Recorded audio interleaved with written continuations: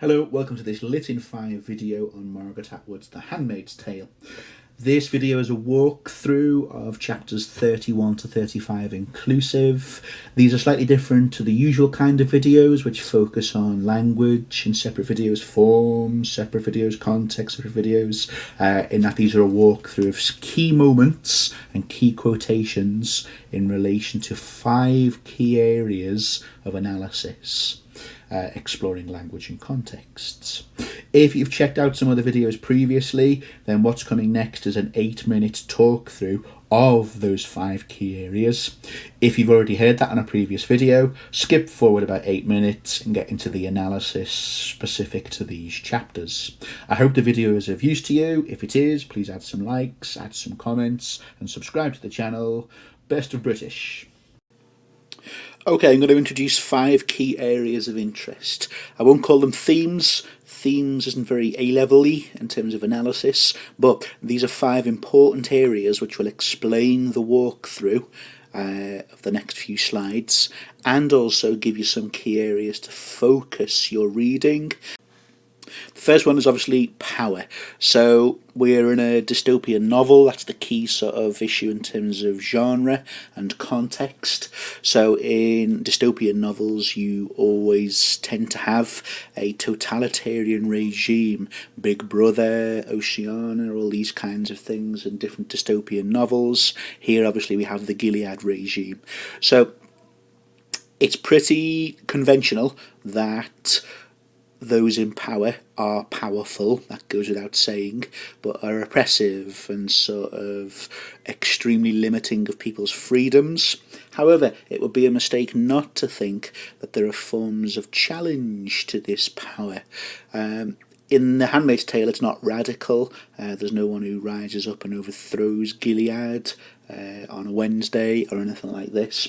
The main area of challenge and resistance to this comes in the form of Offred's narrative, most specifically, as I'll talk about later, hymn memories. So again, that's not massive revolution and an uprising and an armed overthrowing of a government or a regime, but as we'll go through in some of these clips now, we will see that Offred's memory and her thoughts are the major way in which the Gilead regime and its new right Christian ideology can be challenged.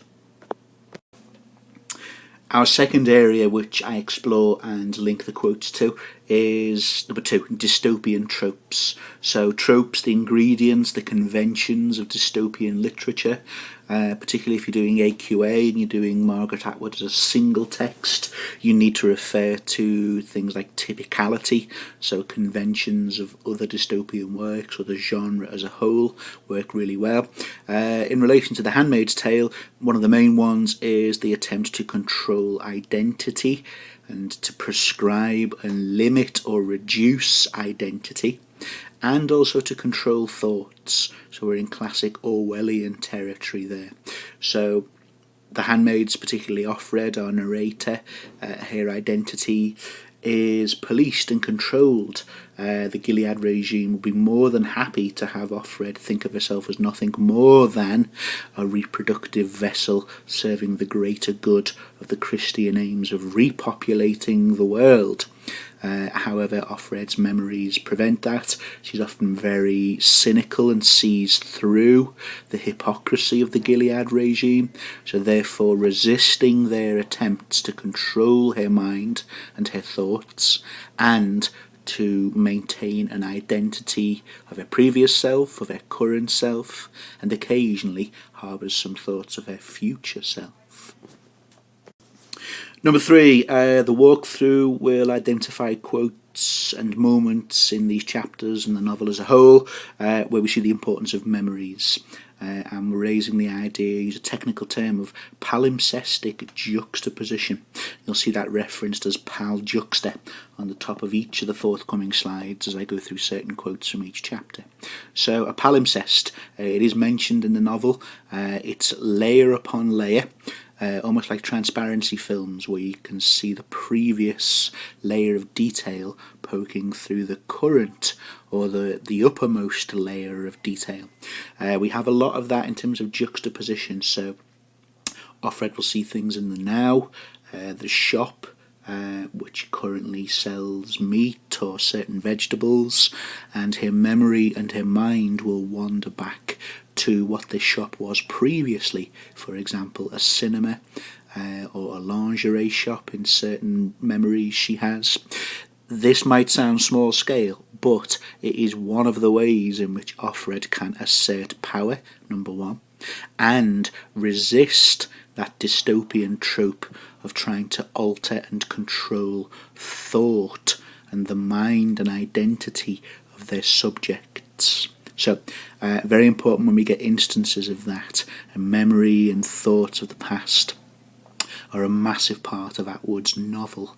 Obviously we have Big Brother trying to control and rewrite history in Orwell's great novel.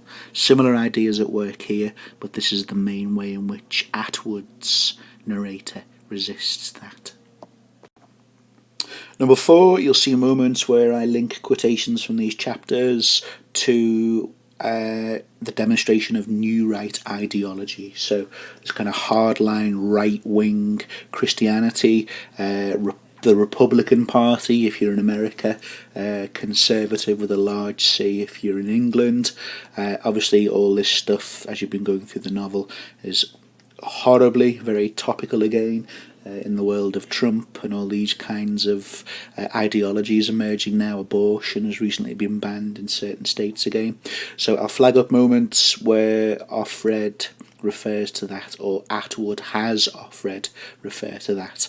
A lot of time in the narrative, Atwood uses Offred to identify this, to then have her narrator identify the hypocrisies in this Christian ideology. So in the same way we have Donald Trump would profess himself a Christian now, groups would also challenge how Christian is it to force rape victims to go through and have a full-term pregnancy of a baby they never wanted through sexual assault. So quite frequently this is included for Atwood to critique the hypocrisies of this through her narrator. And finally, something which cuts across all of these other 4 themes, the roles of women. So, as you've mentioned, being reduced to biological functions, biological and reproductive determinism. They're portioned up in terms of colours, of course, Econo wives, so allotted certain roles.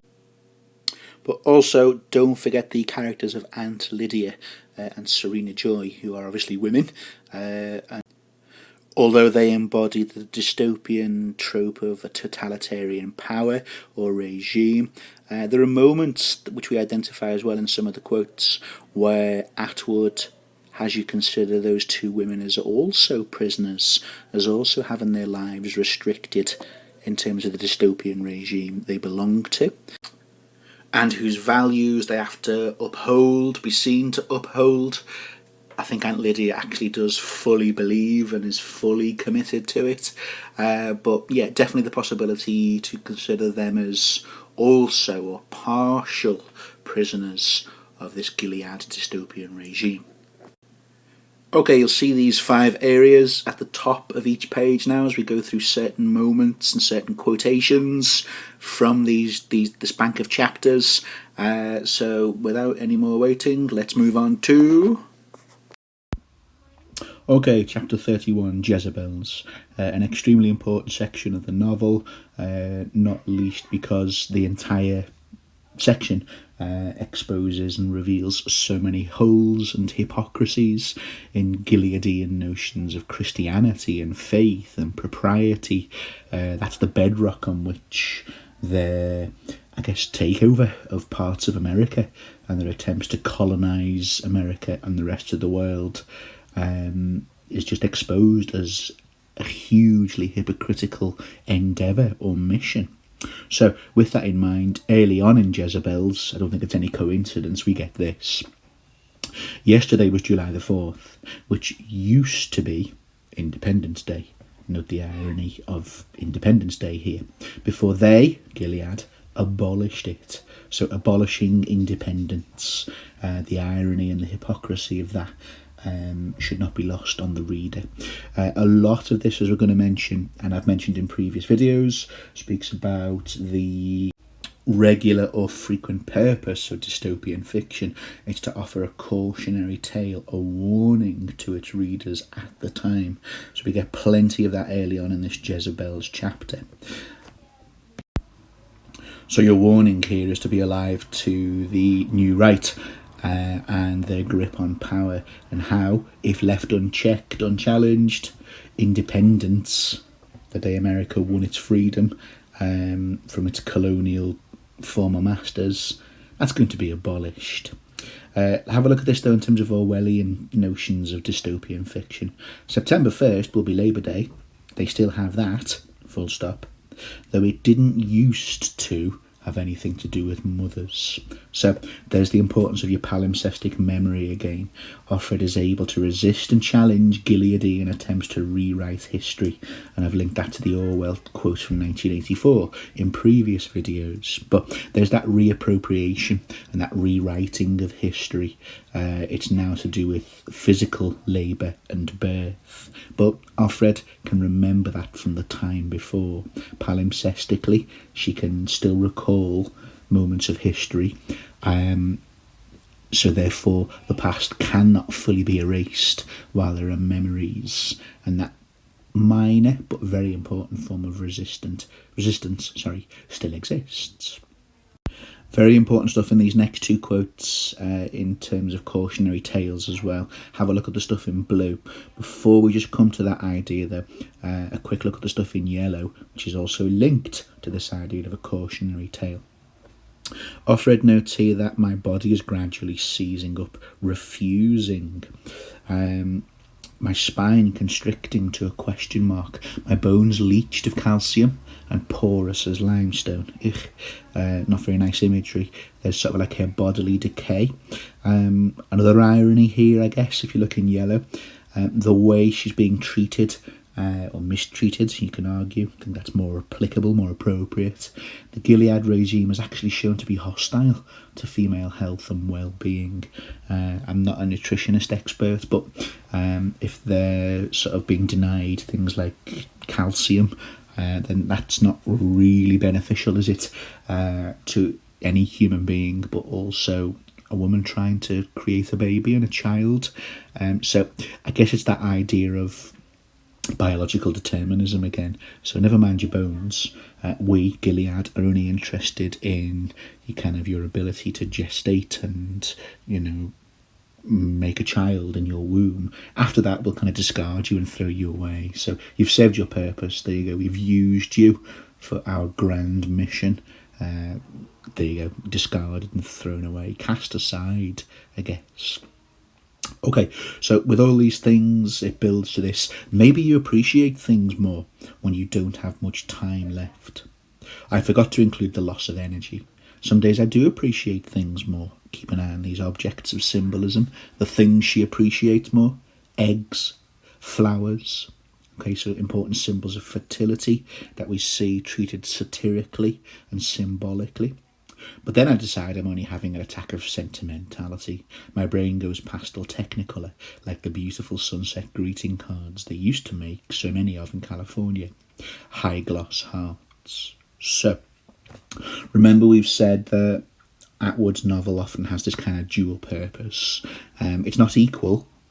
Clearly there is a massive intent to criticise the damage and control and that the new right can have if left unchecked and not challenged. But there's maybe also this kind of cautionary tale in a double sense, in that, the new right have taken control because we aren't reproducing, we're losing interest in families, or we're having health defects, which mean the species could slowly diminish and die.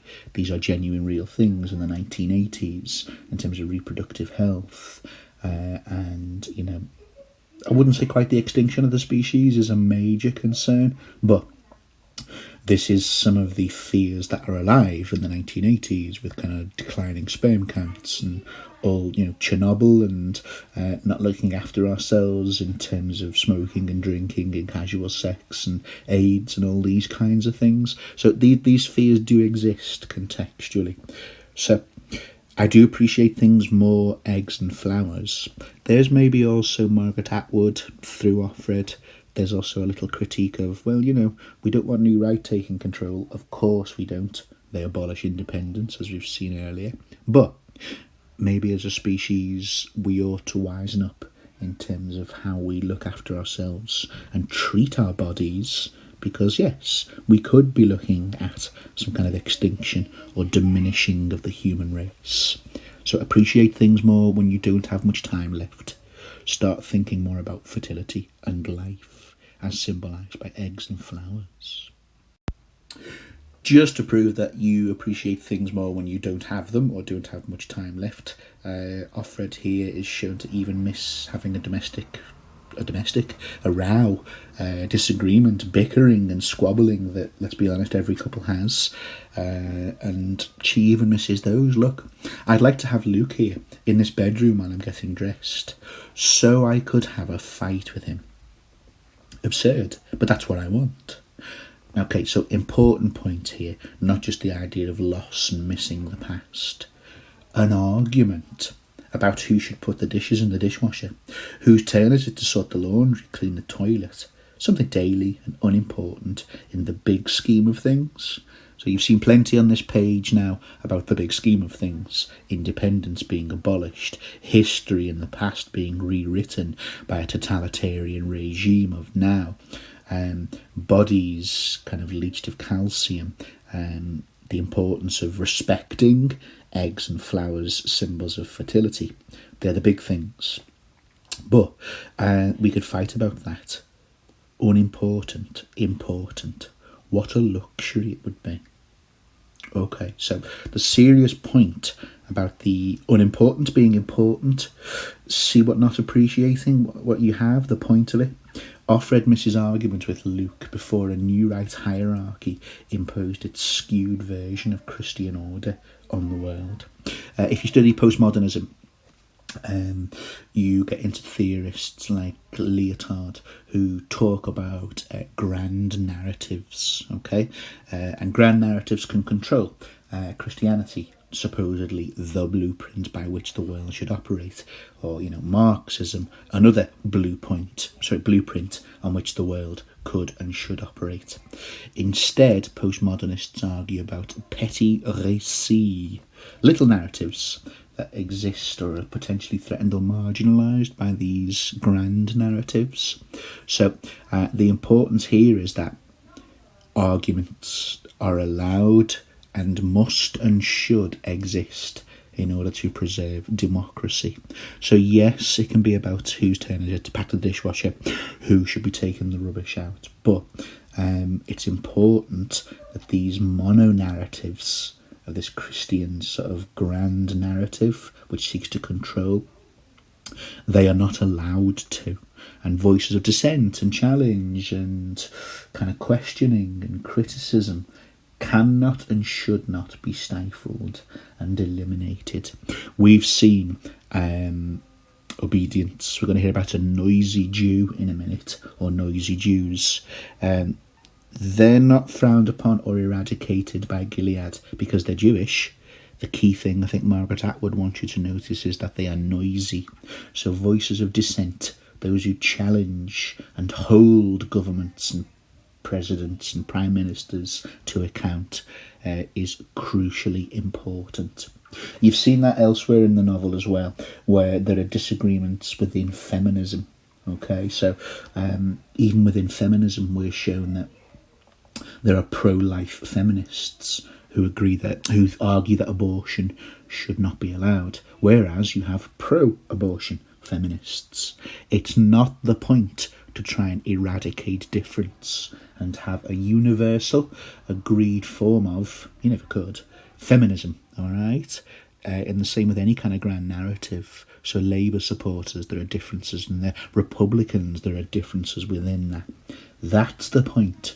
Do not eradicate difference and plurality differences of opinions and identities within an attempt to control it all under one banner of Republican, Marxist, lefty, whatever label you care to apply.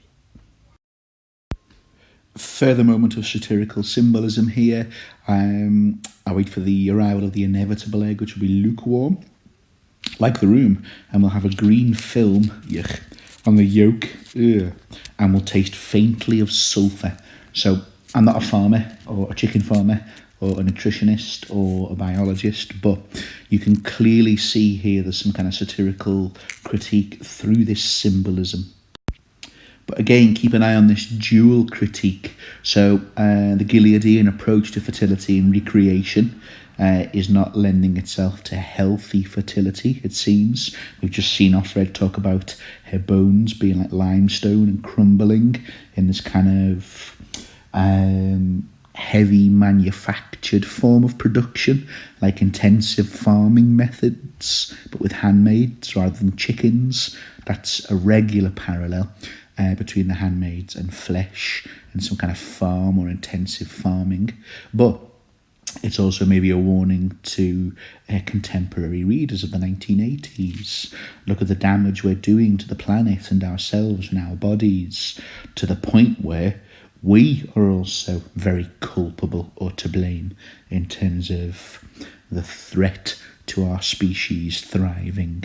There are a number of ecological messages at times. There aren't many, but there are some hints that Atwood is very concerned with the environment and what the damage we're doing to the planet and ourselves as a consequence of that. So you see that in things like green film on the yolk. Ugh, I like eggs, but that makes me want to retch. And will taste faintly of sulphur. So nature is being contaminated and damaged here. You can see why this moment will be very useful for your science and society if you do Edexcel. There's fertility being tampered with and doctored. Years later, of course, after this novel was written, we're looking at things like cloning and, Dolly the sheep and all these kinds of things. That's where you get into your Frankenstein science of tampering with the natural and the world of nature. The damage it can do is made obvious here through this symbolism. Okay, a section here which puts across very powerfully, I think, what might be Atwood's stance or view of religion. Not all religions and not everything about religion, but as we've said before in previous videos, the misuse of religion, those who would use faith and deities, gods, divine figures to divide, conquer, rule, assert power and hierarchy over, other faiths, or depending on the scale of their ambition, the world itself. If you know the John Lennon song, Imagine, I think Atwood might subscribe to that sort of view. Imagine no religion. It's easy if you try. No hell or earth below us, above us only sky. That's awful. I don't know the lyrics to that word for word, being from Liverpool, but sorry, I can look them up for you if you wish. But I think all of this discussion of religion now comes to the idea of why waste life in conflict over each other's faiths then, given that we all end up gone and we're only here for a short amount of time. So let's walk you through that. But I think this section here ends up at that sentiment. Perhaps you can obviously see this differently. An important juxtaposition here, starting off this little quote. We go to the church as usual, look at the graves, full stop. Then to the wall, all right? So the kind of closeness and those two things being in the vicinity of each other, the church and the wall, definitely starts to show this idea of divisive and hypocritical, I suppose, antithetical. Okay, there are different parts to different people's books of faith. Obviously in the Christian faith there's Old Testament and New Testament, but show me the bit of, anyone's book of faith that says string people up and kill them and hang them by the neck until dead if they don't share our beliefs. chapter 64, verse 30, minimum, or whatever, you know.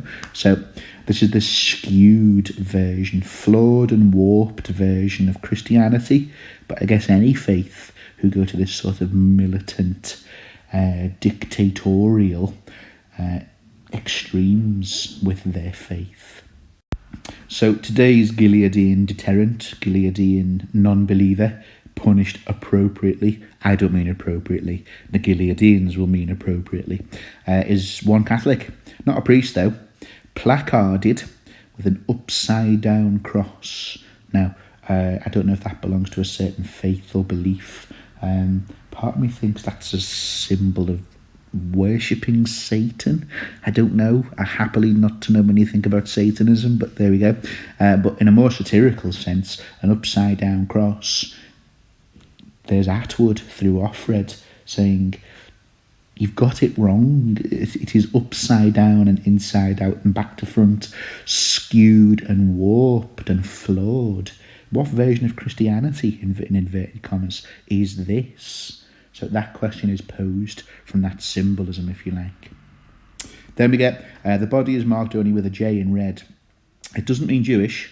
Those would be yellow stars. Okay, so it's not even hinted at here. A complete 100% parallel with the Nazis and their persecution of the Jews. The new right? Nazis.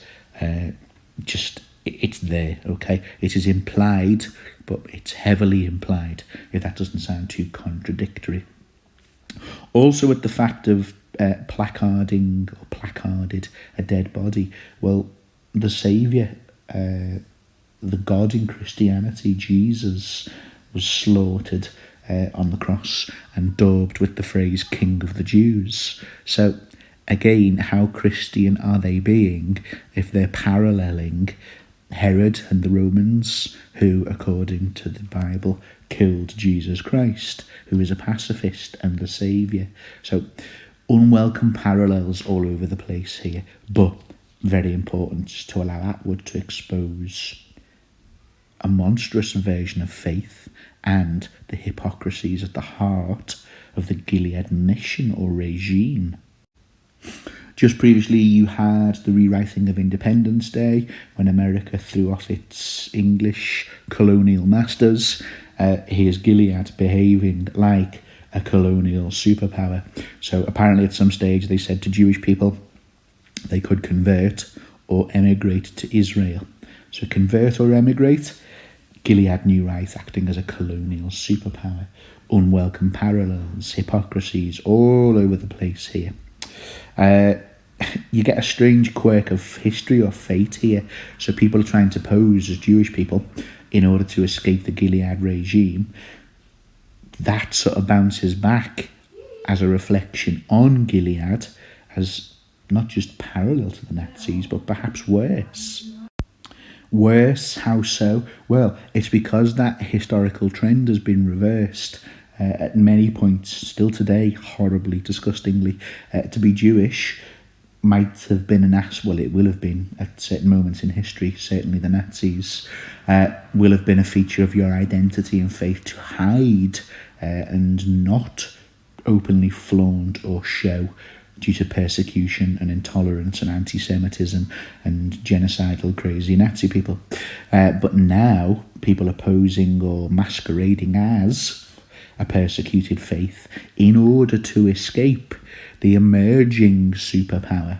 So in a way, I guess that you could argue that Atwood is showing how the new right ideology or the new right of Gilead have sort of one-upped or superseded or surmounted the Nazis to the point where, ridiculously, amazingly, unbelievably, people are posing as a once persecuted race in order to escape them.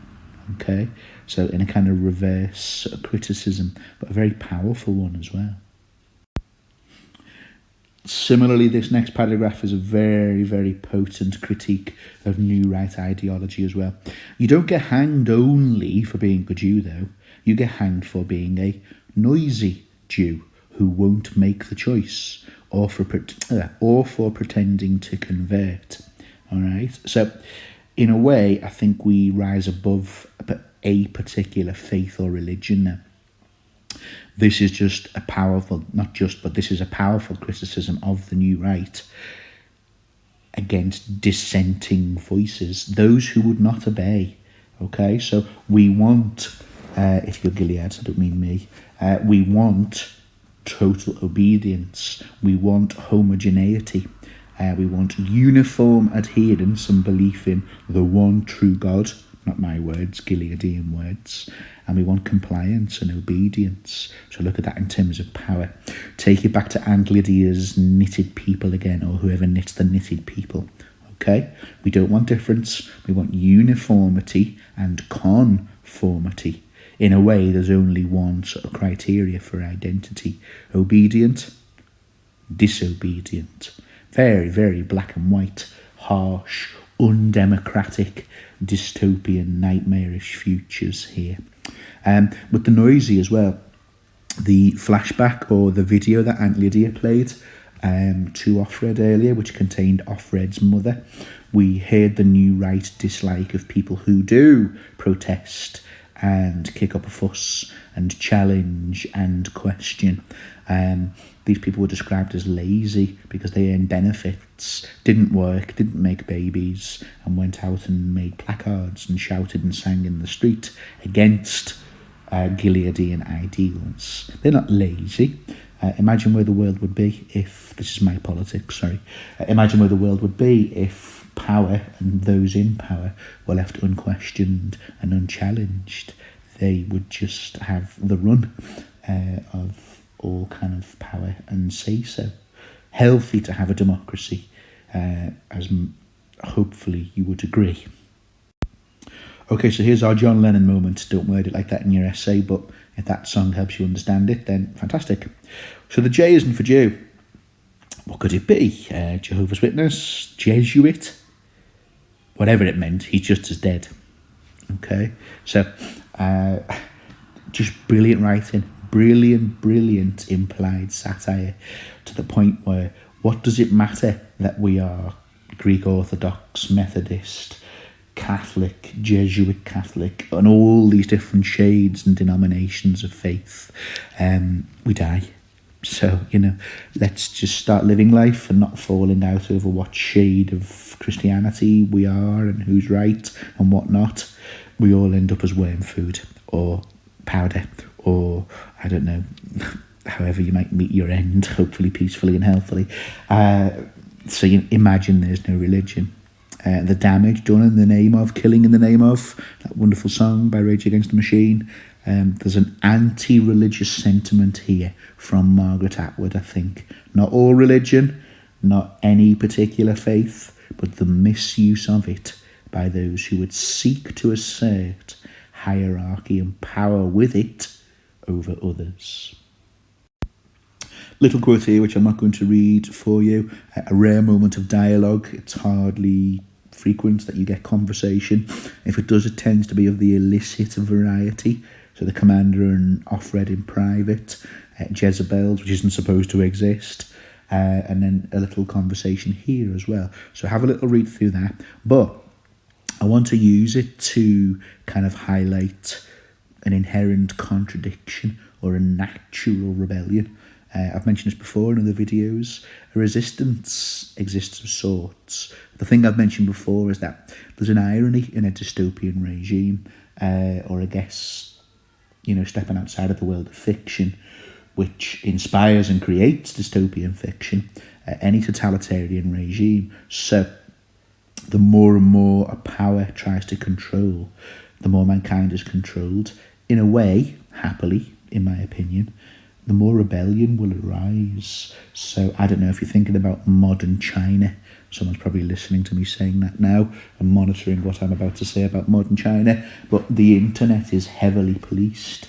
I think it is true to say that if you are too vociferous, if you're too challenging and daring to criticise the Chinese government, certainly online, even if you use a pseudonym, it will be traced back to your IP address, and depending on what you say, of course, goodness knows what the repercussions might be. I dread to think. But there's your difference, yes.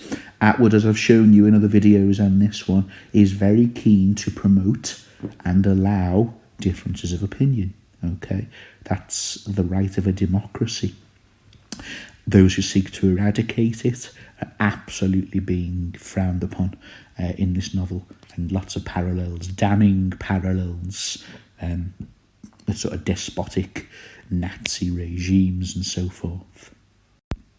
Okay, an interesting side to Serena Joy here. Obviously, we're getting quite late into the novel now, and a different aspect or side to her starts to emerge. I guess, in a way, the thinking behind it, at the level of characters who aren't real, obviously, Serena Joy must be thinking, well, she's a bit time served now. She's put the time in, devoted to the cause, and tried to give us another baby. So I'll maybe start extending a few privileges towards Offred here.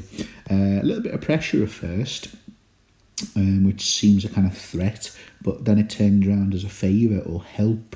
So definitely a side to Serena Joy we've not seen before.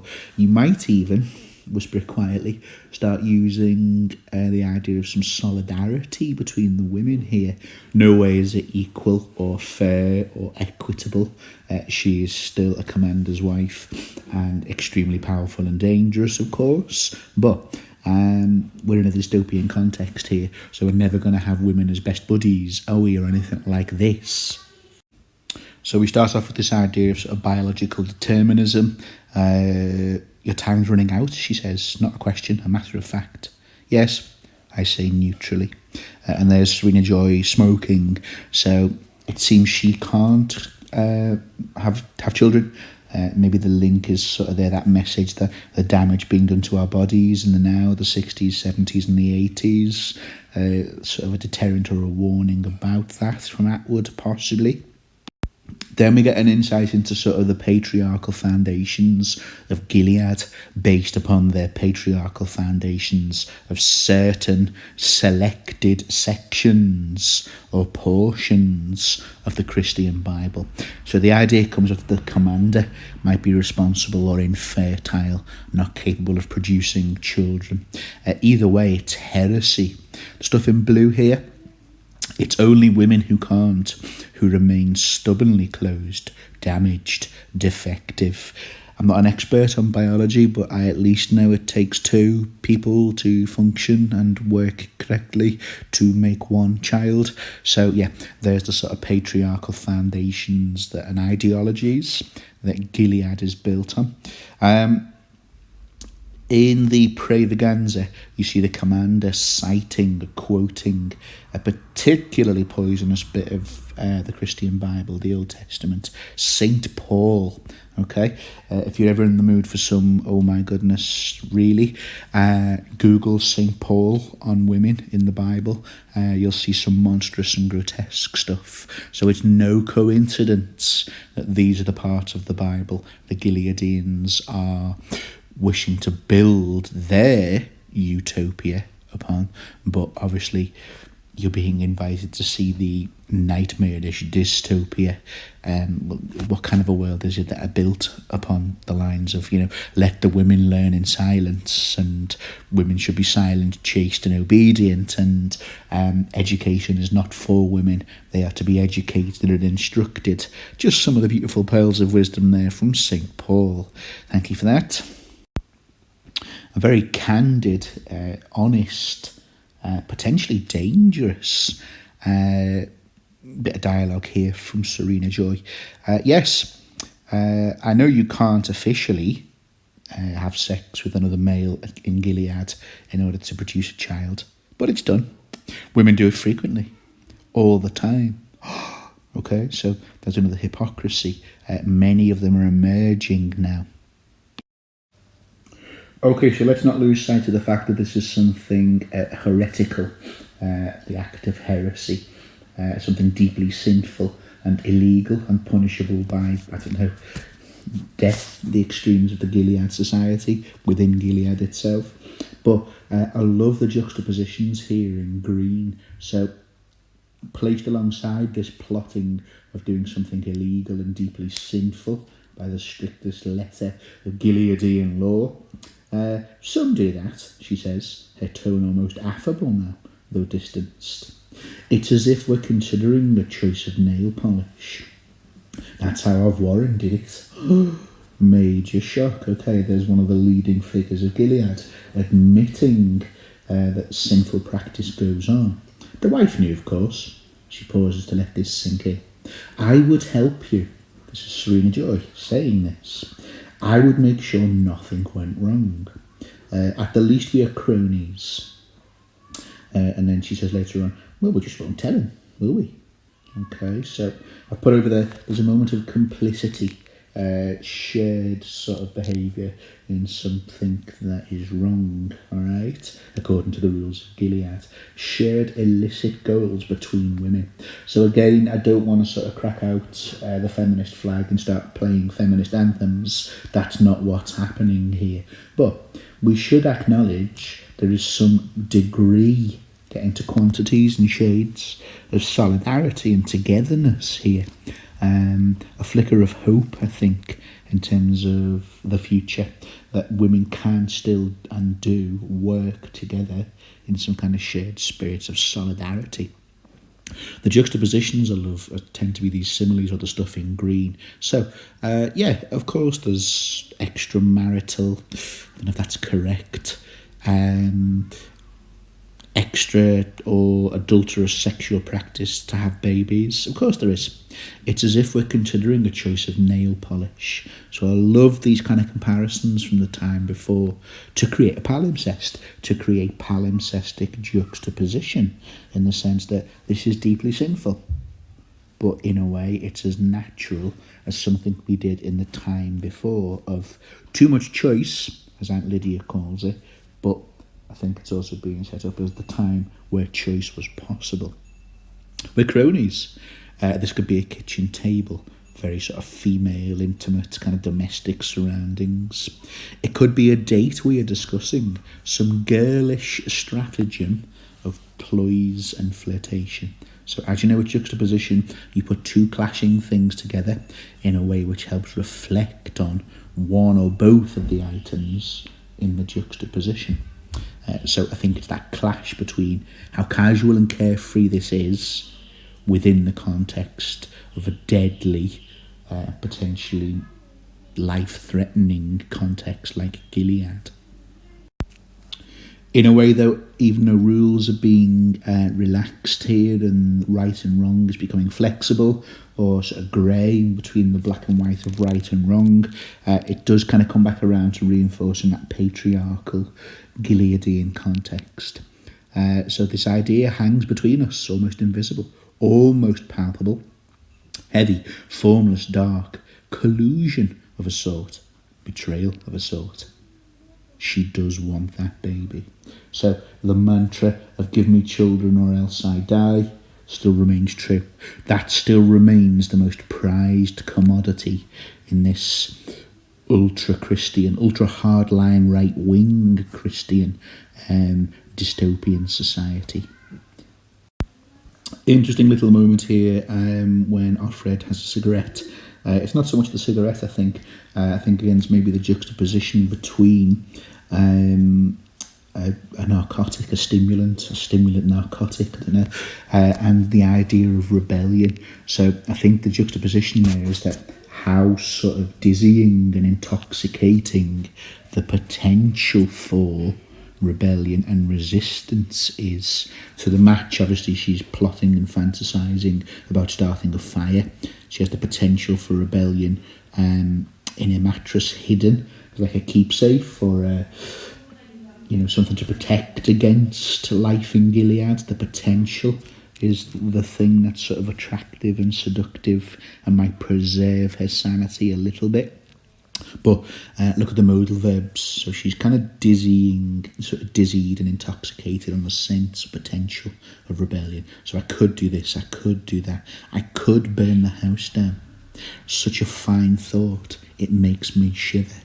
Something human there, and a reasserting or an emphasising of, again, what we've mentioned before, that irony, no matter the attempts at a totalitarian regime to control and dictate and subjugate and rule over people, it seems you can never, thankfully, fully eradicate that desire to rebel. It will remain, thankfully, intoxicating.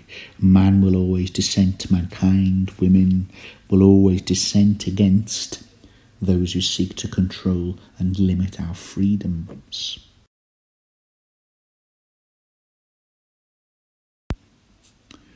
Nice little implied moment here to do with power. Because he's under Offred's gaze more frequently now in this illicit context, she depicts some pressure or possible pressure facing him. I'm to gather he is under pressure, so I guess that starts to hint at he's got performance targets to meet too. So you've had X number of handmaids now, Mr. Commander type person. You've only managed to get, or maybe none, no women pregnant. So nice to see a sort of reverse of the scrutiny and the pressure to reproduce, which also now appears to affect the males, the patriarchs within the Gilead system. More sense of that rebellion increasing again. We saw it was intoxicating, just the idea and the prospect of it earlier. Now, as she kisses him, as if I mean it, there's his edict or his command again. His breath smells of alcohol, and I breathe it in like smoke. So look at these stimulants, that rebellion and the illicit are being compared to or likened to, juxtaposed with. I admit I relish it, this lick of dissipation. Dissipation can mean to sort of extravagantly indulge in something, but it can also mean to scatter and break apart. So there's something sort of delightful in this transgression, and sort of sensuous and appealing, but obviously we're moving towards the final stages of the novel. A rare moment of the outside coming inside here, a shortwave radio, displaying before me a minute or two of Radio Free America, very ambiguous, okay. If it's sort of like an imperative, we must free America, please free America, then that implies America is trapped. Typical sort of dystopian language of control. If you're saying you have to free something, the implication you're positioning it as imprisoned and not free. Typical sort of colonial impulse here. Those who would colonise Africa or other parts of the world historically would say, I've come here to liberate you. I've come here to teach you the ways of Christianity so that your soul will be saved and you are no longer heathen or pagan. I've come to liberate you by imprisoning you with a faith you don't want and by taking over your lands. So there's your ideology at work there. It might not seem that way, but it absolutely is a means of using language to control. We've seen this before as a new right sentiment expressed in the novel The Handmaid's Tale. So he turns the radio off and he says, damn Cubans, all that filth about universal daycare. If you want a modern historical parallel, look at Mr. Trump and his attitude toward Mexican people. Seemingly all Mexican people. I don't think I've ever heard him say anything nice about any Mexican people at all. I don't want to hear him say that because he's an idiot. It'd just be lies. He wouldn't mean it. But there we go. In terms of Area 3 then, Cuba, around the time Atwood was writing, still is a communist country. And that's disliked by the new right commander, especially with the giving out of help in the form of welfare. Okay, so not that big on welfare or the new right. They'll see such people as lazy, unproductive parasites. And all that happens if we pay them welfare, they make up signs and go and campaign and protest against stuff. Why would we fund those who wish to challenge us? So we'll stop that, okay? So you'll have your own views on the welfare system, but the new right figures of this Gileadian regime clearly frown upon it and want to do away with it. Even further increases now in terms of a shifting power dynamic. You can read the stuff before.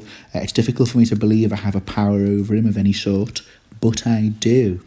Okay, so the relishing of this lick of dissipation, the intoxicating nature, this seed is growing now, and it is intoxicating to Offred. Just nice and simple here, look, he wants, all right, especially after a few drinks. To want is a form of weakness, is a quote from earlier in the novel. So there's an Achilles heel here. There's something she can target and exploit, and I guess in a way she does. Okay, these next two quotes are really, really important in terms of the idea on the right here. So I want to kind of say these to you first, and then we'll look at the quotations and the language used. Pre-Gilead, elsewhere in the novel, I think it's by Aunt Lydia, is described as the time of too much choice. A fantastic quote, and needs to go in most essays regardless of the question, I would suggest. So the quotes we're going to look at now. Perhaps this is Atwood's cautionary and dystopian warning to her 1980s readership that the freedoms of too much choice we enjoy, or enjoyed then, if you're writing about it now from a 21st century perspective, should not be abused and should be used more responsibly, not to excess. If we overindulge in them, then we have, quote unquote, an inability to feel. We do damage to our bodies. Drink, nicotine, alcohol, casual sex, etc., etc. We damage ourselves by not behaving responsibly. So full-on moral tone now. Bit didactic, but very implied, extremely implicit, in a cautionary tale warning. The other, more extreme outcome of the warning is, if we overindulge in our freedoms of too much choice, we may well give rise to a new right regime who sweep in, seize and control and dictate what we can and can't have. So there's your ultimate on a spectrum, the ultimate sort of nightmarish fear. But there are ones before that. So as I've mentioned in these other videos on The Handmaid's Tale, there's a dual critique going on. At the most extreme, it's the critique of New Right Christian ideology, misuse of faith. But before we get to that stage, there's maybe a critique of our irresponsibility with the freedoms we take for granted, abuse, and don't use responsibly. So Atwood in this novel, I think, is a writer who's trying to promote an idea of balance. Freedom, disagreement, democracy within groups to be preserved at all costs. Our freedoms, use them responsibly, don't overindulge or take them for granted. If we do, the consequences are very nightmarish in terms of our own body, our fertility, our happiness. Most nightmarish, it could give rise to new right regimes of totalitarian monstrousness. Let's look at that here with the commander. So he gets drunk and he becomes philosophical, and he says, the problem wasn't only with the women, he says. The main problem was with the men. Men are infallible. Hang on, Gilead tells us women are to blame. They use St. Paul. So let's see where he goes. There was nothing for them anymore. Nothing, I say. But there was nothing for them to do, he says. So you can definitely see that idea of too much choice. The battles of the 60s and 70s, sort of the contraception pill, free love of the 60s and the hippies of the 70s, drugs and the ability to use them recreationally, alcohol, the relaxing of censorship laws in terms of films, the notion of things like pornography being available. It's almost saying that a decadence has risen up, and we consume and we go through these things and we no longer have anything to strive for. Satisfaction cannot be achieved because of overindulgence. If you wish, read a novel called Bonfire of the Vanities. It's a very big novel, but that also feeds into this idea. So just on this idea, it's not enough, he says, it's too abstract. I mean, there was nothing for them to do with women. What do you mean, I say? What about all the porny corners? It was all over the place. They even had it motorised. I'm not just talking about sex, he says, that was part of it. The sex was too easy. Anyone could just buy it. There was nothing to work for, nothing to fight for. So the vanities are mentioned in that other novel. All your sins could be indulged. without reservation. So a time of excess and too much choice, as Lydia perfectly puts it. We have the stats from that time. You know what they, men, were complaining about the most? Inability to feel. So, I am not new right in my ideology in any way, shape or form, I would hope. But I guess their thinking is that desire has been allowed to run riot. All desires have been allowed to be indulged to the nth degree, to an impossible extent. This resulted in men's inability to feel. And that has partly necessitated the rise of Gilead, according to the commander.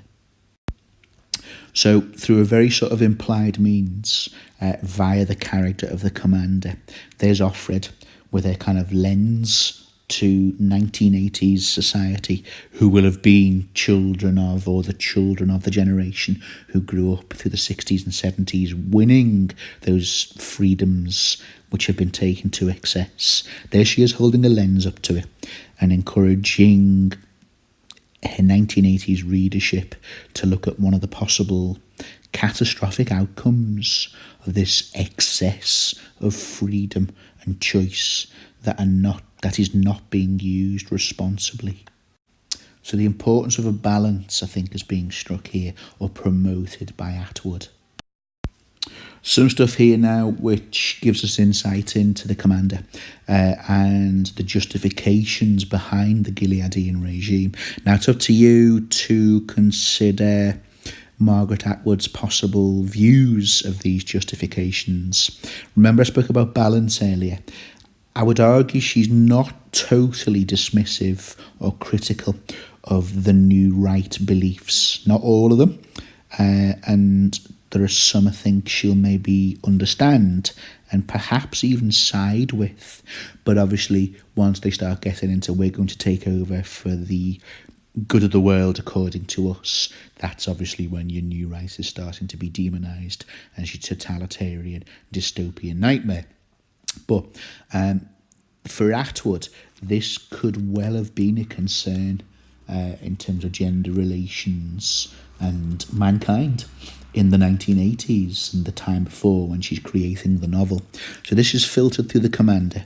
Men were turning off on sex even. They were turning off on marriage. Now, I'll leave that to you to decide. Is Atwood saying that, this is a bad thing? It obviously is in terms of the survival of the species. Men need to impregnate female and fertilise female eggs, otherwise humanity is not going to continue. We're not quite at 3D printer cloning just yet. We may be in a secret laboratory. I don't know. But the species would stop if all men eventually turn off sex, because presumably they're enjoying using, I can't think of the correct verb that's not offensive, pornography. So that might be the worry of the time there. Or because of the reproduction and kind of contraception of the time as well. They were turning off on marriage. Now, it's up to you how vital you see marriage in terms of the survival of the species. To New Right, marriage is the bedrock of the family, which is the bedrock of society and civilization. They do not believe in alternative family forms. So even if you are living together and unmarried, that will be frowned upon. Because it is not a Christian household. Again, that's up to you to see your opinion on that. Bear in mind, though, you're evaluating that from a 21st century perspective. I'm not saying the 1980s were like the Victorian era, but marriage is still held up as the expected norm to new right thinkers. Offred poses an interesting question here. Do they feel now? I say. Yes, he says, looking at me. They do. In some senses, that might be a little personal insight into him, the commander, looking in a feeling way at Offred, who he wants to kiss him like she means it. But in a wider societal sense, He's speaking for all men there, which he's not entitled to do. He is, in his mind, he's the Gilead regime. But there comes to something paradoxical there. Are they feeling now because desire and freedoms have been regulated, limited and controlled? That goes back to Eden, yes.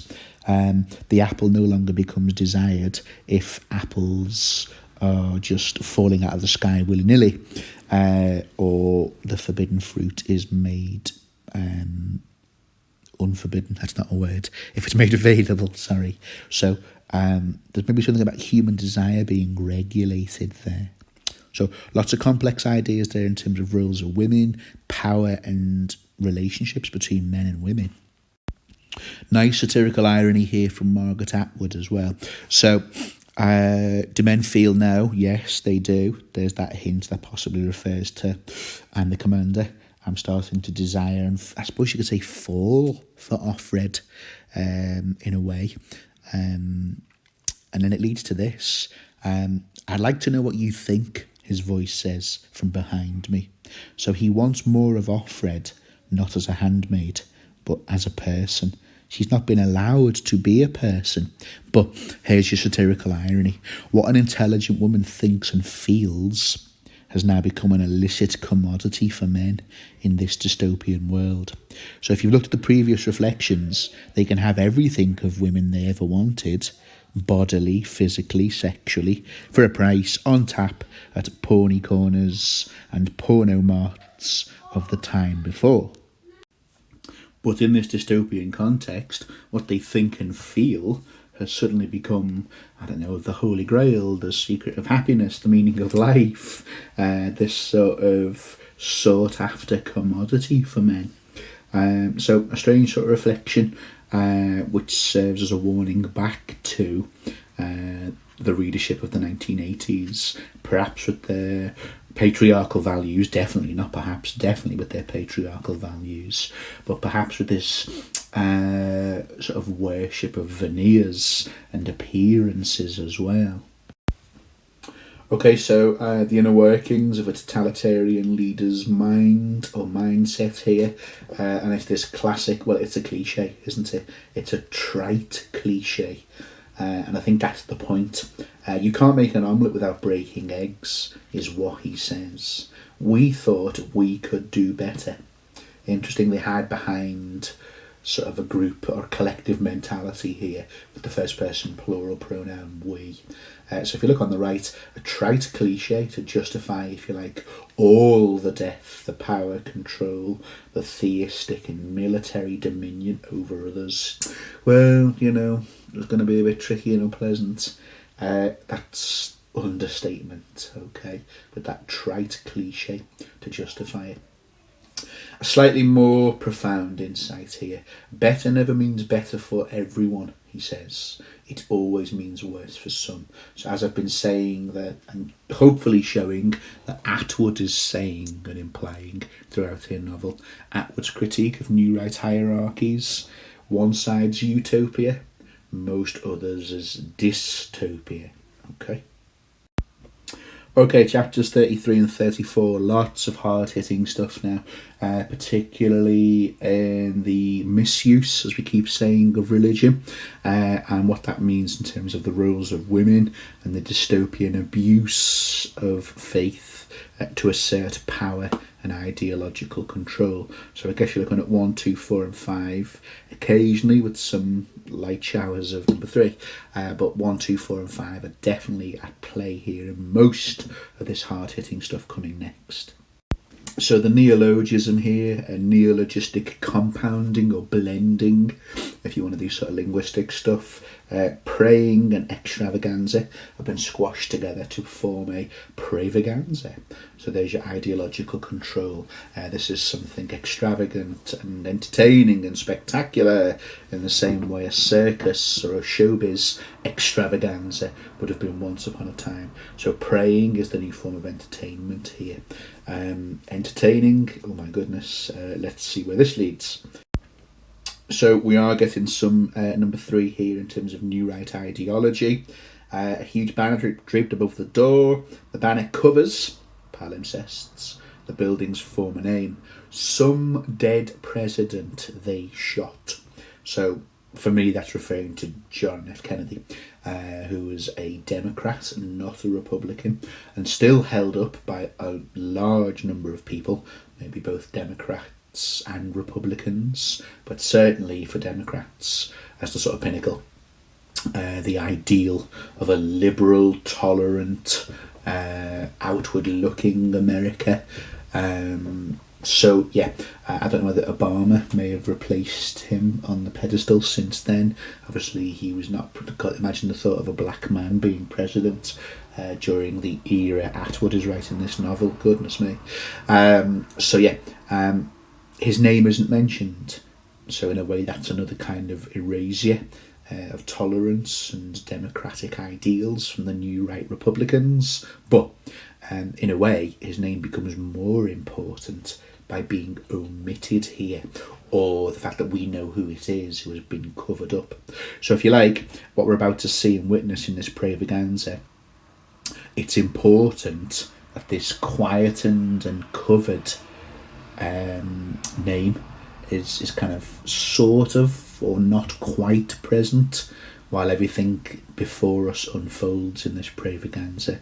JFK will be rolling in his grave or rolling his eyes or just like, oh my goodness, is this what America has become? That's why I think his name and his politics are alluded to here during this moment in the novel. I love the symbolism here. So God is a national resource. God is American. America. He's not like, for anyone else, God is, as American as Mom's apple pie or someone equally American. Jebediah Springfield, there you go, who's also not real either. So, but that phrase, that slogan, very Orwellian in terms of Big Brother, has the outline of a winged eye on either side of it. So God isn't God is a national resource. America are taking control of God now, but it's flanked, sort of patrolled on either side, almost to say, you can't take God. We have God now. We have a winged eye flanking it either side to stop anyone appropriating or taking God, who is American as John Wayne, or I'm trying to think of who's a suitable Captain America. There you go. All right. So there we are. Even he stood up to authority though. So there we are. Just to kind of mirror that, either side of the doorway, like the winged eye, there's a guardian, irony of the name, false label, who stands on either side of the door with a submachine gun slung ready for whatever dangerous or subversive acts they think we might commit inside. So godly, military, okay, and extremely violent. Once again, though, please note the importance of Offred seeing through the attempts to cover up. That's her main form of powerful resistance, her most frequent one. So a failed attempt. She sees underneath, palimpsestically, the attempt to erase JFK and his presidency and values.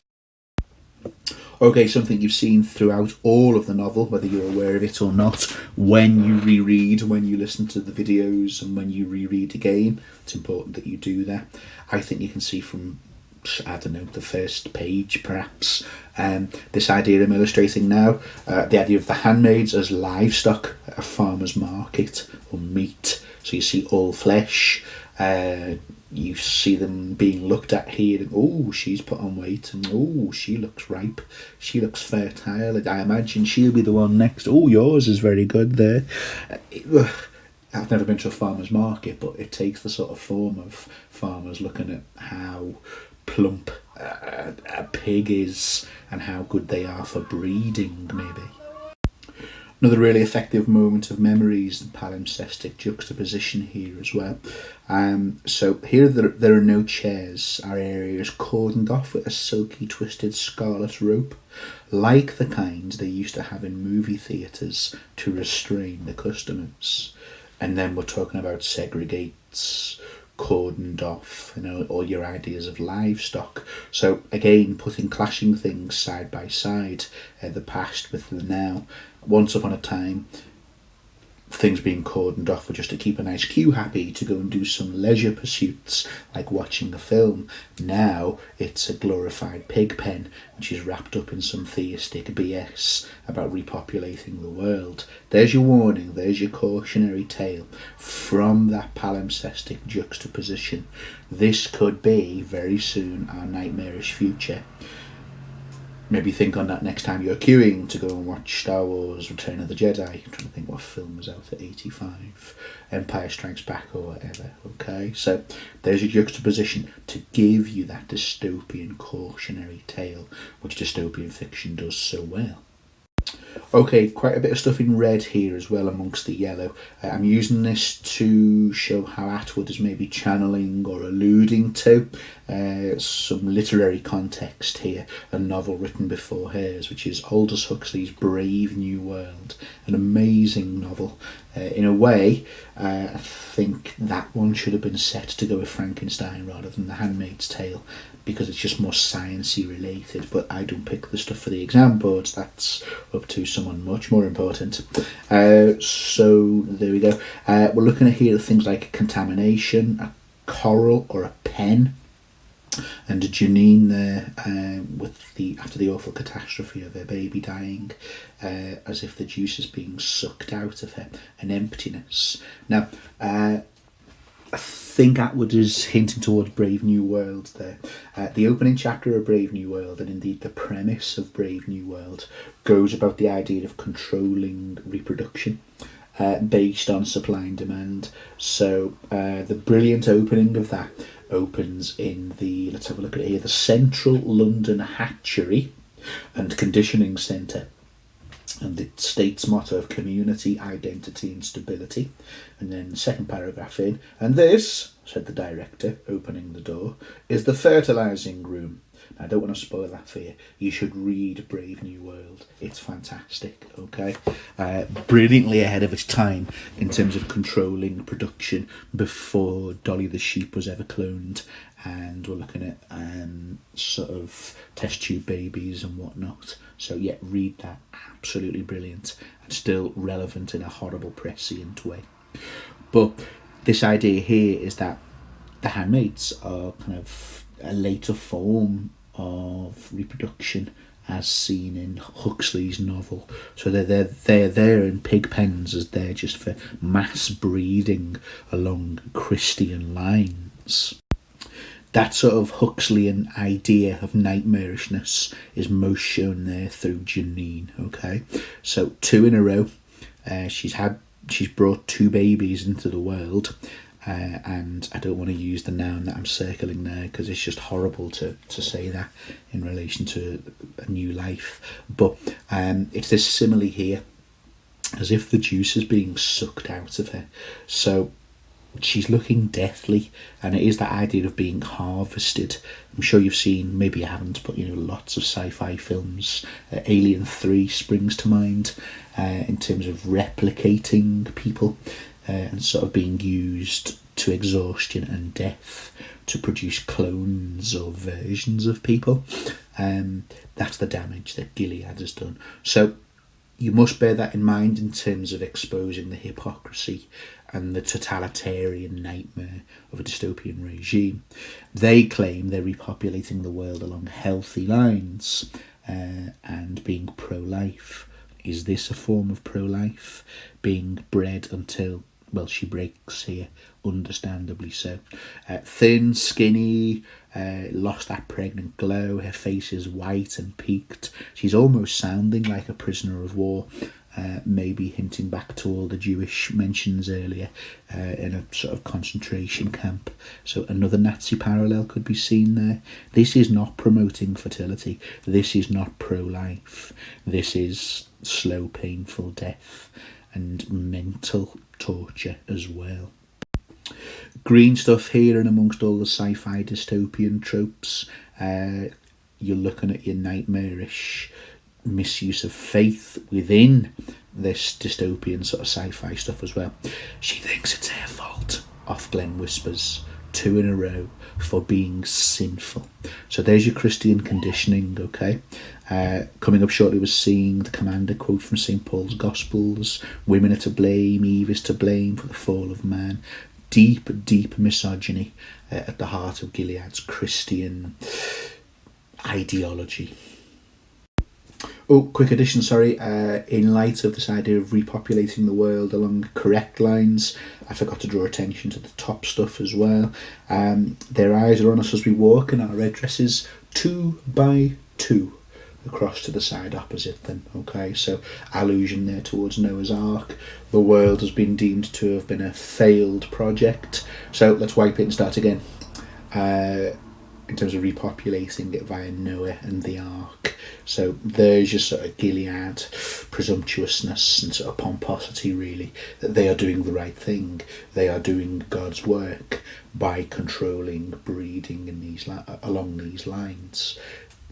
Jump that straight forward to, or back to, because I forgot to include it, my apologies, the toll it's taken on someone like Janine, alright, as if the juice is being sucked out of it, harvested to death for this Gilead project.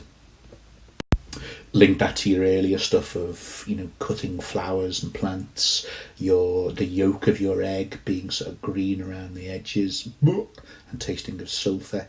It's all adding up now, isn't it? Join the dots. Mockery of this commander here, not the commander that Offred meets in private, of course, a different one. It's reminding me of, what was he commander of? Oh yeah, he's just another one who's claiming to be all powerful and we should listen to. Yeah, whatever. Okay, so undermining him, particularly in his description. He's balding, no comment, and squarely built and looks like an ageing football coach. All right, no disrespect to ageing football coaches, but that's mockery here.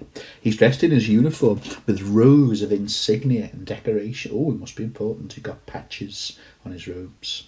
A bit of sass here from Offred in a very bleak novel. It's hard not to be impressed, but I make an effort. Okay, so it doesn't impress him at all. And then, so mockery through thoughts, of course. I try to imagine him in bed with his wife and his handmaid, fertilising away like mad. Brilliant. Like a rutting salmon, pretending to take no pleasure in it. There's the hypocrisy. When the Lord said, "Be fruitful and multiply," did he mean this, man? Ooh. Don't say bitchy in your essay. Don't say sass even as well. But there is that. You can hear some disdain there and proper contempt. All right, how dare you, you hypocrite, you fat, bald, old PE teacher, stand up and tell us what we should be doing, okay? So real disdain and resentment and anger from Offred there. He gazes over the room and our soft voices die. Very sort of St. Paul stuff here. Let the women learn in silence. Women are not meant to have a voice. They are meant to be silent, chaste and obedient. Just a little reminder of the hierarchy there.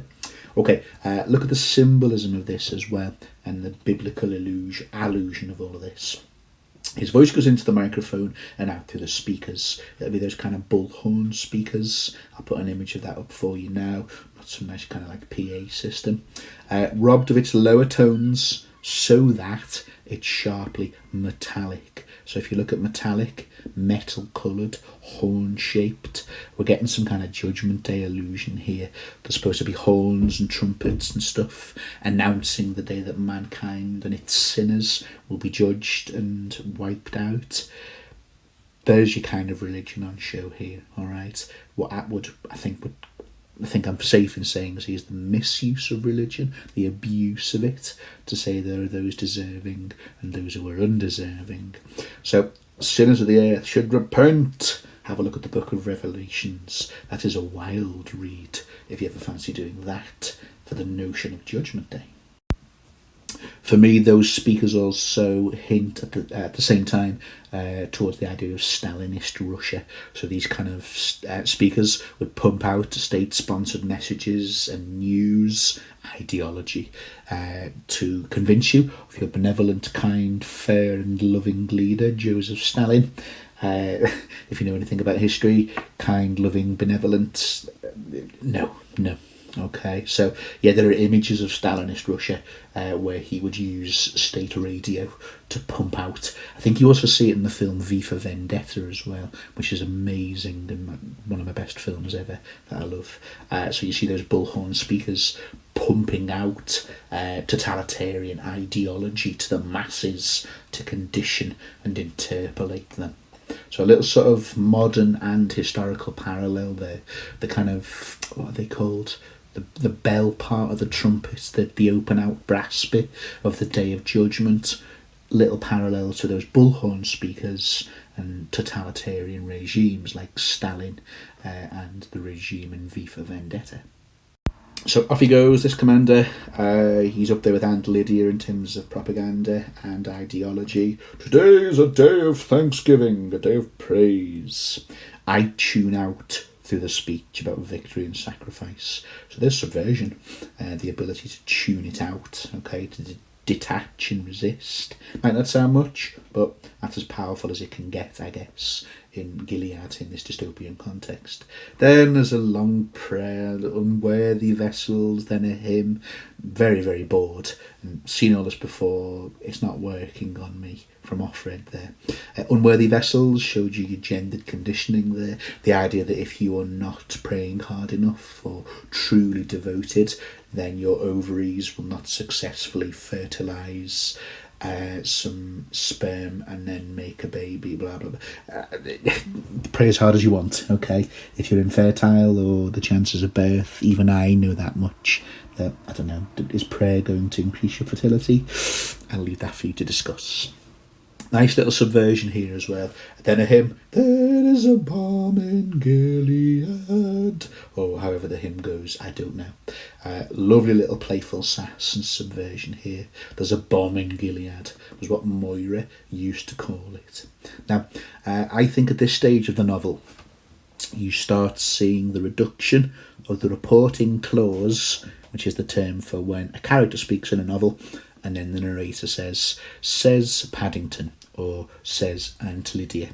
I think now you start to see more of Moira in the reporting clause. So there's maybe a little indication of structuring there, that voices of subversion and dissidence and disobedience are starting to take over and influence Offred more than this ideology, which she can quote-unquote tune out at these late stages in the novel.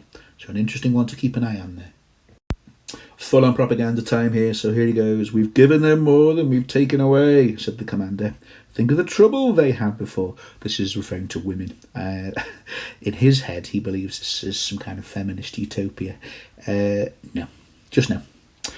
Don't you remember this? This is the 1980s being critiqued here massively. Remember the singles bars, the indignity of high school blind dates. Now you must be all over this next one. The meat market. 2 minutes ago you were looking at roped off areas of handmaids, and all throughout the novel Atwood through Offred has been shown how the handmaids are nothing more than quote unquote all flesh to the Gileadians. Absolute hypocrisy. Okay, this is also every bit as much a meat market, arguably worse when you look at the case of Janine, who's absolutely broken physically and mentally by her 2 unsuccessful attempts at enforced breeding and birth. But I'll leave that for you, whether you want to take it that far. Don't you remember the terrible gap between the ones who could get a man easily and the ones who couldn't? Is the definition of a woman's happiness to get a man? Extremely patriarchal, okay? Remember though, Atwood's novel tries to strike that balance. It does not represent the time before as an idyll, an idealistic period of total freedom and total happiness. Freedoms, yes, good. Democracy, freedom of voice, yes, good. Excessive abuse and irresponsible use of those freedoms, good? No. So an example here, I think, would be women who were desperate. They starved themselves thin or pumped their breasts full of silicone, had their noses cut off. I guess, in sort of simplistic terms, That's what cosmetic surgery is, or a nose job, as they would have been called back in the day, a breast job back in the day. That's self-mutilation, and I think Atwood is as equally horrified by that as this fictitious new right character is. So keep striking that balance, please. Think of the human misery. I think Atwood also sees some of the practices and behaviours of the time before as equal to human misery. And then there's critique of the magazines again, giving those unhealthy notions of beauty and what is beautiful. Are we saying Atwood is a far-right Republican Gileadian? No, of course not. But, like them, I think she sees much wrong with the 80s influenced by the 60s and 70s, and the damage it is also doing, which could lead to a justified, in their mind, rise of a Gileadian regime. We're looking at some evidence of defamiliarisation here again. These magazines will be contemporary of the now to Atwood's readers. If we somehow got hold of them, these magazines, and looked at them from our 21st century perspective, I think you would also see this. They were always complaining. Problems this, problems that. Remember the ads and the personal columns, bright, attractive, etc., etc. We would be hard pushed to not see.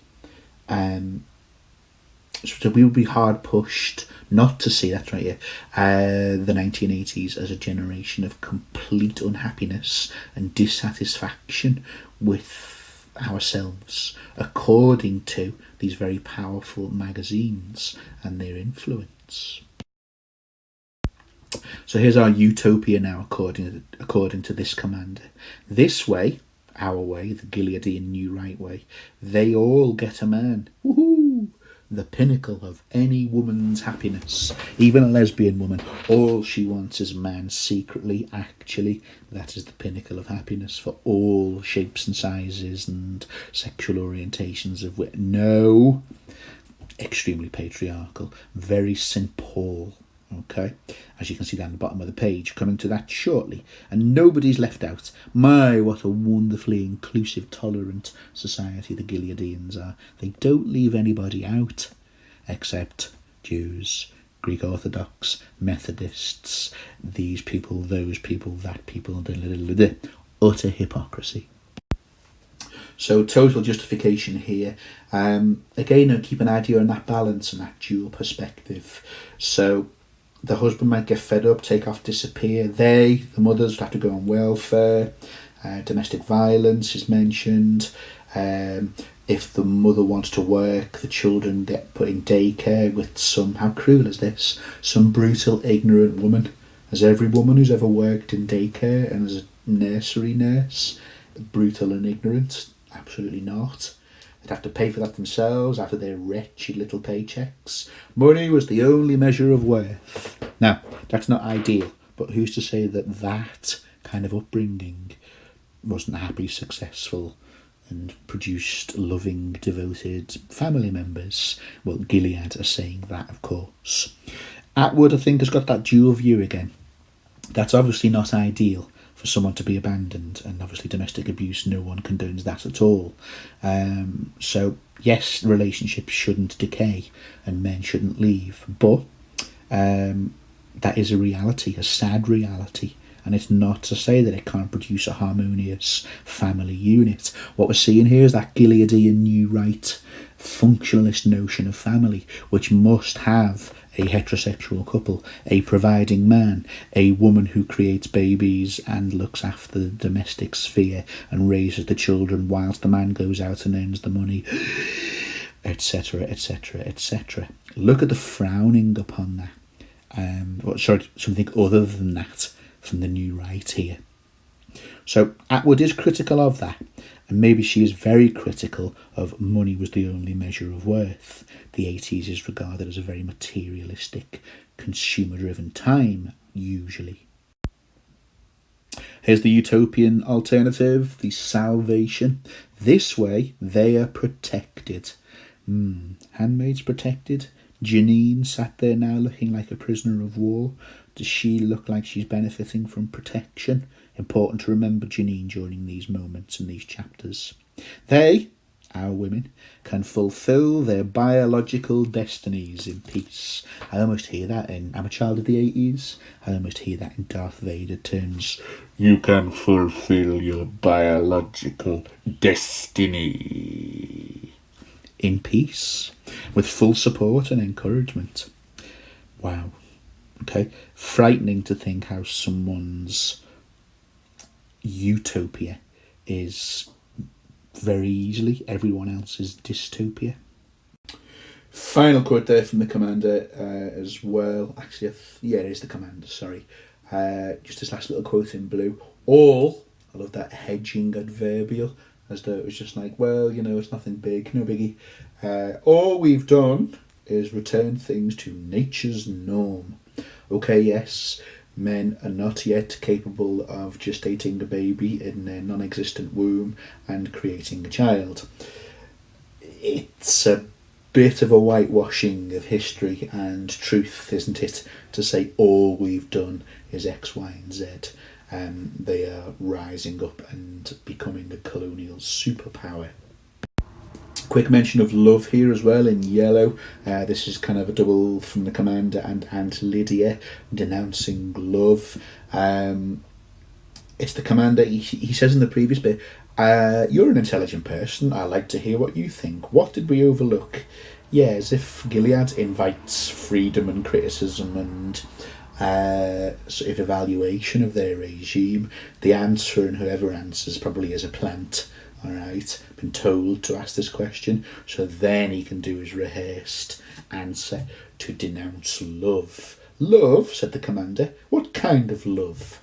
And then you see these things in yellow here. The magazines are cited again as being damaging in terms of the concept of love. That's what they were pushing, wasn't it? Look at the stats, my dear. New right figures. I guess politicians of all persuasions tend to try and prove their ideology with numbers and statistics. I'm rubbish at maths. Even I can contort things to look like conclusions through numbers. So, overly simplistic, as though numbers tell the truth. No, they bloody don't. Okay, so love, said Aunt Lydia with distaste. Love. Alright, I can almost hear her spitting with that. Don't let me catch you at it. No mooning and juning around here, girls. Love is not the point. Oh dear.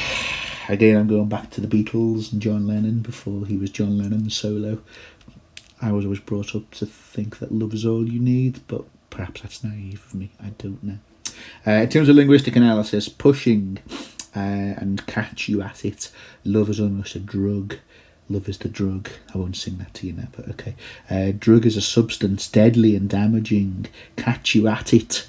Don't partake in something illicit and bad for you as love.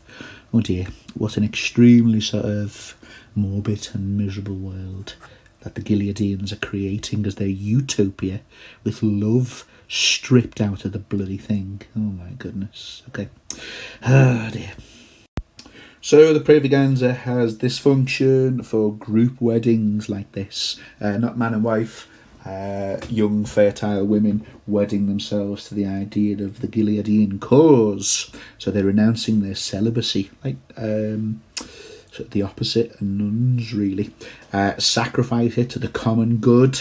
There we go, new ideology. Republican politicians still use the term good as some kind of universally agreed standard or norm. The greater good, if you know the film Hot Fuzz, same kind of idea. They kneel. Now, here's all the stuff that we need.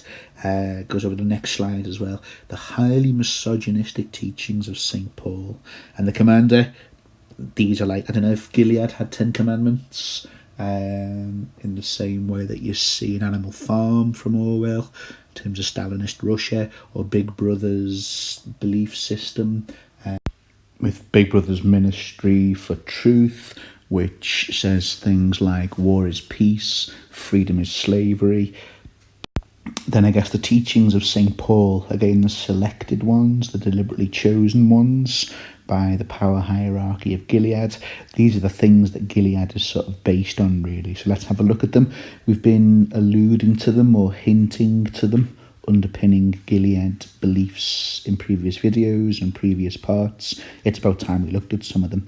They're included word for word in these parts of The Handmaid's Tale, so let's have a look at them. So we get some real zingers here, proper 20th century modernity here. No, this is sort of Dark Ages, misogynistic, biblical nonsense, really. So, I will that women adorn themselves in modest apparel, he says, with shamefacedness and sobriety, not with braided hair, or gold, or pearls, or costly array. Imagine if St. Paul was around today. What would you make of Claire's accessories? Women with braided hair and spangly Julie bits and costly array?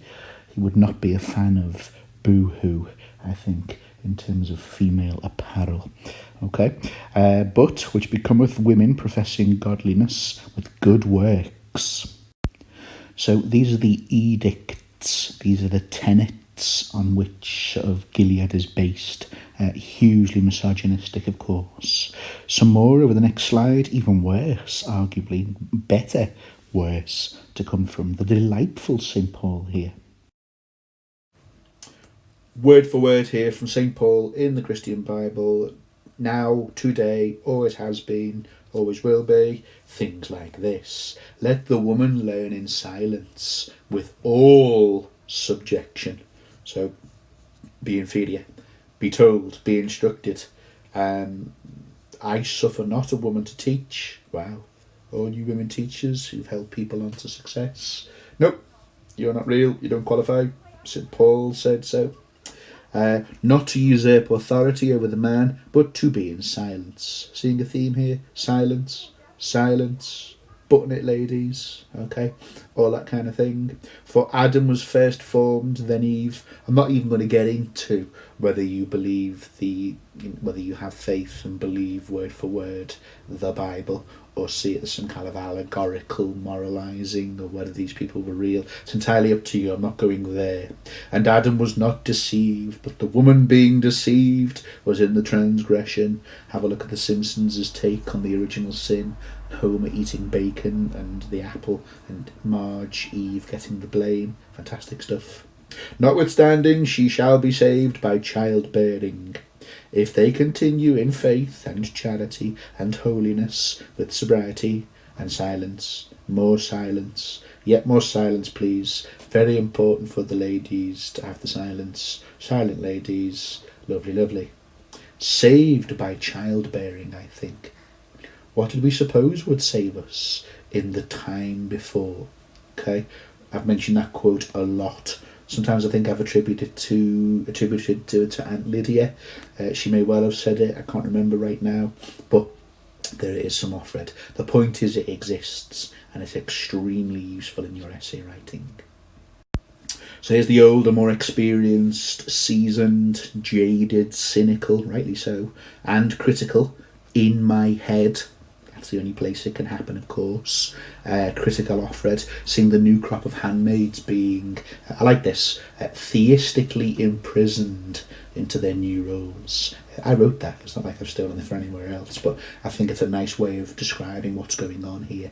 And to off-read and her generation of handmaids as well, theistically imprisoned into their new roles.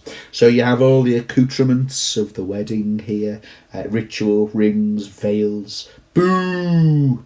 I think in my head. Alright. Such a shame it has to happen inwardly. But it is still happening inwardly. That's the important thing. Look down the bottom. This is a quote that I think, in the same way people have had Nolite te bastarde carborundum tattooed on their arms now as a result of The Handmaid's Tale. Margaret Atwood speaks about that somewhere in the press. Lots of people have that as a tattoo. I think if Margaret Atwood was to have a tattoo, this would be one of her quotes. There is something powerful in the whispering of obscenities about those in power. And I believe that, okay? Absolutely. The importance of satire and mockery. to hold people in positions of power up to scrutiny and ridicule, in my humble opinion, dear listener, is perhaps the most important thing that mankind can ever be engaged in. That and love, of course, which has been stripped away by the Gileadians. Back in the middle there, the new handmaids being sort of inducted? Yeah, that's right. Take a good look, because it's too late now. The angels will qualify for handmaids later, especially if their new wives can't produce, but you girls are stuck. What you see is what you get. This is almost like, I don't know, in school, when you are no longer year 7 and you're year 8 and you're year 9, and you see the new year 7s coming in. You might do a little bit of, wait, they flush your head down the toilet here, and they don't. Well, I hope they didn't. But you're kind of like not the bottom rung on the ladder anymore. So there's Offred thinking, well, you know, I've seen it all come and go. You lot are next. You've got no idea what's in for you here. And her advice, inwardly of course, just do your duty in St. Paul's favourite word, the Gileadians' favourite word for women, silence. When in doubt, when flat on your back, you can look at the ceiling. Okay, so very misogynistic, patriarchal foundations for Gilead. Love the increasing rebelliousness here. Remember I said earlier that said Aunt Lydia, said the commander, possibly starts to be replaced now, or if it isn't fully replaced, equally alongside that, you're hearing a lot more of says Moira. Okay, so repressed rebellious ideas and repressed urges to rebel, giggle, but they're coming to the fore. So Aunt Lydia says camaraderie, we must pull together. Camaraderie shit, says Moira through the hole in the toilet cubicle. Right fucking on, Aunt Lydia, as they used to say. Delightful profanity from Moira there, seeing through the, I'll say, bullshit of the Gileadians in a suitably sort of Moira tribute there. Just to prove this later quote that there is something powerful in the whispering of obscenities about those in power, here's Moira. Where's it gone? How much do you want to bet she's got Janine down on her knees? What do you think they get up to in that office of hers? I bet she's got her working away on that dried up hairy old withered Moira! I say. I like how she interrupts Moira and still has some sense of decency. You know you've thought it. So there's dissident, daring, rebellious thoughts. You cannot eradicate them. Sometimes they increase precisely because of totalitarian attempts to control. Margaret Atwood, I think, is celebrating and is joyous about the fact that rebellion is inherent and should and must be done to challenge powerful elites. Whispering obscenities, there's something delightful about it, something naughty. The importance and the necessity of the subversive being promoted here. Secretive, forbidden, thrilling. It's like a spell of sorts. It deflates them, reduces them to the common denominator where they can be dealt with. So in the same way we've been looking at rebellious thoughts and the potential and the capability of rebelling in relation to sort of stimulants like tobacco and alcohol, it's similar here. It's secretive, forbidden, thrilling, the potential to mock and ridicule figures of power or powerful elites. Similar to the Nolite te bastardes, etc., etc. In the paint of the washroom cubicle, someone unknown has scratched Aunt Lydia sucks. There's a more down-to-earth sort of demotic version or response to Gilead. It was like a flag waved from a hilltop in rebellion. So a victory, you stick a flag in something you have conquered or risen to, a kind of an achievement. So there is resistance, as we say, there is power of the totalitarian regimes in dystopian fiction, dystopian kind of worlds, but arising out of that, or because of that sometimes, is this potential for rebellion. I think it's definitely true to say now that rebelliousness is really, really increasing in Offred in these latter chapters of the novel. To prove or illustrate the idea of deflating is powerful and reduces powerful elites is this next bit. So stripped away from all the religious sort of idealism and theological justifications for this prison.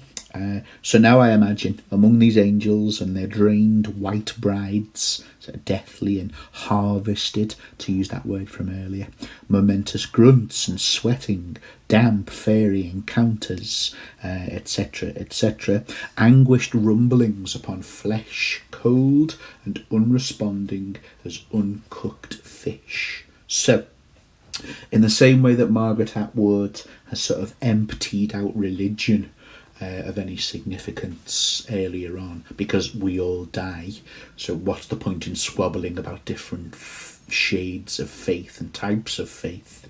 Here, a similar thing is being done to the Gileadians and all of their theological nonsense as expressed by the book. This reduces them to like any other mammal that has to reproduce, rutting beasts engaged in copulation with all the kind of disgusting mess and hilarity and ridiculousness that reproduction entails. They are not some superior species. They die like the rest of us. They, like the rest of us, they are not superior. Okay, change of tone here, moving into chapter 35. So there's this opening bit about invalid or invalid, a homograph, same word there that looks the same, but you can say it in different ways, which have different meanings, different connotations. This triggers this moment of analepsis or flashback. This moment here, I think, arguably goes with that all-important chapter 28. So, in little bits of sort of drip feeding to the reader, you hear about the moments which led to or were part of the Gileadian takeover. So this is a particularly painful memory, one that, as you'll see in a moment, Offred doesn't wish she was having, doesn't want to have, but sometimes you can't repress or control memories. They kind of pop up or sort of emanate regardless. So here we see Offred and her family fleeing or attempting to flee. So look at this intolerance already of the newly emerging, then, this is a flashback, new right ideology of Gilead. So they've had to get fake passports. You live in this kind of police state now, typical sort of dystopian tropes there. Part of the lie in their new passport is that Luke, for instance, had never been divorced, and that we were therefore lawful under the new law. Okay, so that functionalist mentality we've mentioned in other videos, family is the bedrock of society, no tolerance for alternative family forms, it must be heterosexual man and woman, married, children, etc., etc., or else you were kind of illegal and to be hunted down under the new sort of totalitarian state. I love this detail here in it being very tragic and sort of upsetting, which sounds weird to say, but there's her daughter asleep in the back of the car with all her cuddly toys around her, as kids want to do. Our daughter asleep in her zoo of mangy animals. For me, that's absolutely a satirical metaphor for Gilead itself. We've said earlier, and throughout all of the 5 videos, women are regarded, handmaids are regarded as livestock, and we've seen 2 by 2 with that kind of allusion to Noah's Ark.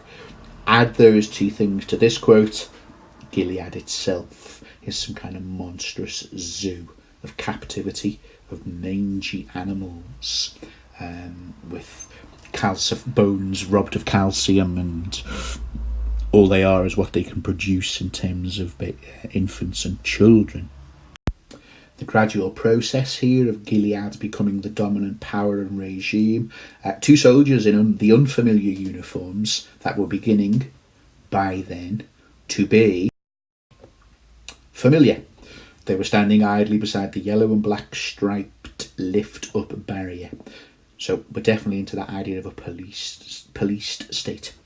One of them was watching a flock of birds, gulls, lifting and eddying and landing on the bridge railing beyond. The birds are free. In some senses, that hasn't changed. However, mankind, and particularly women, who fulfill a certain criteria of age and fertility, absolutely not free. Watching him, I watched them, the birds too. Everything was the colour it usually is, only brighter. So this is a sort of vivid memory, one that's sort of indelibly imprinted on Offred's mind, for obvious reasons really. These are the last moments of the world as she knew it, before the Gilead takeover. Again, I think underneath that it's got that dystopian sort of function of, this is where we're headed, we are slowly moving towards this, unless we challenge and change. From this painful memory that she doesn't wish to have, see look, I don't want to be telling this story, I don't have to tell it, Offred considers sort of retreating and going like Janine, I guess, sort of broken, damaged, withdrawn. It's possible to go so far in, so far down and back, they could never get you out. I guess in such a situation, that withdrawal and retreat into yourself to the point of mental breakdown could actually be seen and regarded as a form of escape and liberation. So there's proper sort of institutionalised. Thankfully that doesn't last. But Nolite te bastardes carborundarum, fat lot of good it did her. Why fight?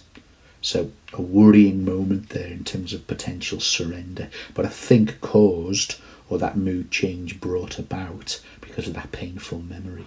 Perhaps the new novels will reunite Offred with her daughter. We shall see. Interesting little moment here with Offred musing on love in the time before. So you've just heard the other commander and Aunt Lydia sort of puncture the balloon of love and how ridiculous the concept of love is. So important this comes from Offred really here as well. Atwood has Offred acknowledge that the time before being far from perfect too. Still patriarchal. Still something about elusive happiness and satisfaction. Offred's mum was in that documentary of Take Back the Night. There's Offred also reinforcing that to be around at night was a time of extreme danger in the time before. So all sorts of grisly, awful things you can see highlighted there. So important to acknowledge that, like Offred, Atwood does not consider the time before as some kind of utopia or haven before the Gileadians took over and made it monstrous and totalitarian. Quite the opposite.